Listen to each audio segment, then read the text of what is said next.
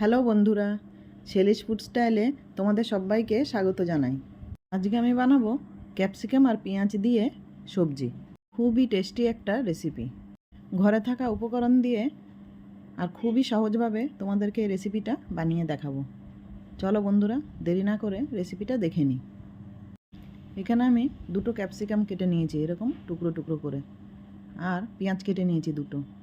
পেঁয়াজটা কেটে এরকম ছাড়িয়ে নিয়েছি। কড়াতে 2 চামচ মতো তেল দিয়ে দিচ্ছি। প্রথমেই মশলাটা বানিয়ে নেব। নিয়ে নিয়েছি রসুন, আদা, টমেটো আর পেঁয়াজ কুচি। প্রথমেই তেলের মধ্যে রসুন আর আদাটা দিয়ে দেব। রসুন আদাটা কিছুক্ষণ ভেজে নেব।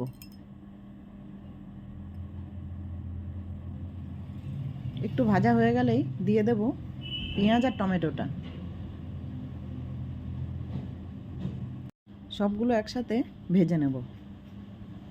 পেঁয়াজ আর টমেটোটা কাঁচাও দেয়া যেতে পারে, কিন্তু এখানে আমি মশলাটা ভেজে রান্না করব, যার জন্য এর স্বাদটাও দ্বিগুণ হবে। ঠিক এই রকম ভাজা ভাজা হয়ে গেলে এবার আমি মশলাটা তুলে নিচ্ছি। একটা মিক্সি জারে নিয়ে ঠান্ডা হয়ে গেলে পিষে নেব।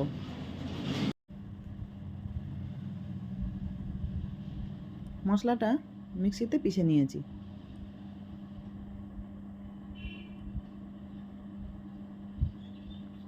এবার কড়াতে তেল দিয়ে দিচ্ছি। দিয়ে দেব কেটে রাখা ক্যাপসিকাম আর পেঁয়াজগুলো।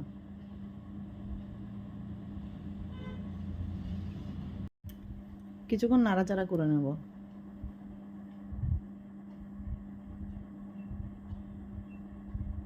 পেঁয়াজ আর ক্যাপসিকামটা ভাজতে ভাজতে একটু কালার হবে, তবেই এটা নামিয়ে নেব।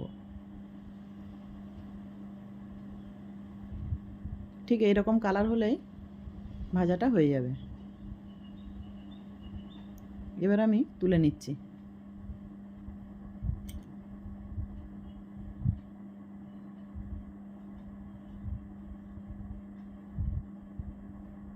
ওই কড়াতেই আরও 2 থেকে 3 চামচ তেল দিয়ে দিচ্ছি। দিয়ে দেব একটা তেজপাতা, দিয়ে দিচ্ছি 2টো এলাচ, দিয়ে দেব লবঙ্গ আর দারচিনি, দিয়ে দিচ্ছি গোটা জিরে, দিয়ে দেব লঙ্কা গুঁড়ো, আর দিয়ে দিচ্ছি হলুদ,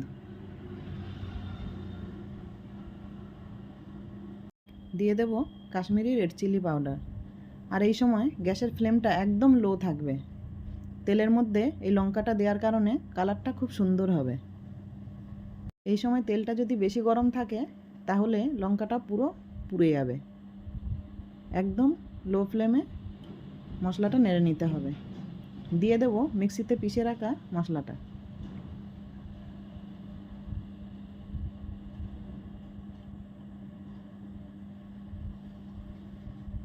এবার মশলাটা কষিয়ে নেব।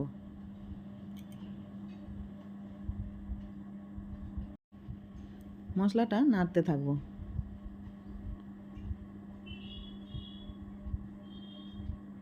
এই সময় দিয়ে দেব টক দই। 2 চামচ মতো টক দই দিয়ে দিচ্ছি। গ্যাসের আঁচটা কিন্তু বন্ধ করে তবেই দইটা দিতে হবে, না হলে দইটা কেটে যাবে। একটুখানি নেড়ে নিয়ে আঁচটা গ্যাসটা আবার জ্বেলে দিতে হবে।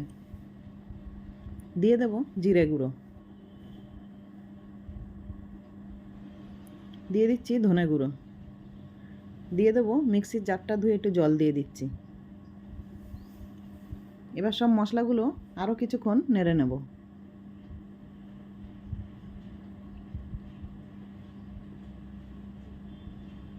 এই সময় দিয়ে দেব স্বাদ মতো নুন, আর দিয়ে দিচ্ছি গুঁড়ো গরম মশলা।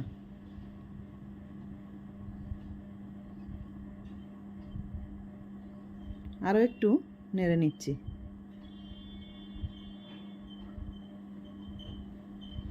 মশলাটা কিন্তু খুব ভালোভাবে কষানো হয়ে গেছে। এই সময় দিয়ে দেব ভেজে রাখা পেঁয়াজ আর ক্যাপসিকাম। একটু নেড়ে নিচ্ছি। মশলার সাথে ক্যাপসিকাম আর পেঁয়াজটা ভালো করে কষিয়ে নেব। গ্যাসের ফ্লেমটা লো রেখে 2 মিনিটের জন্য চাপা দিয়ে দিচ্ছি। 2 মিনিট পর ঢাকা খুলে দেখে নেব। ক্যাপসিকাম আর পেঁয়াজটা যেহেতু আগেই ভেজে রেখেছিলাম, তাই এটা বেশিক্ষণ রান্না করার দরকার নেই। রান্নাটা পুরোপুরি রেডি হয়ে গেছে। এবার এই সবজিটা সার্ভ করে নিচ্ছি।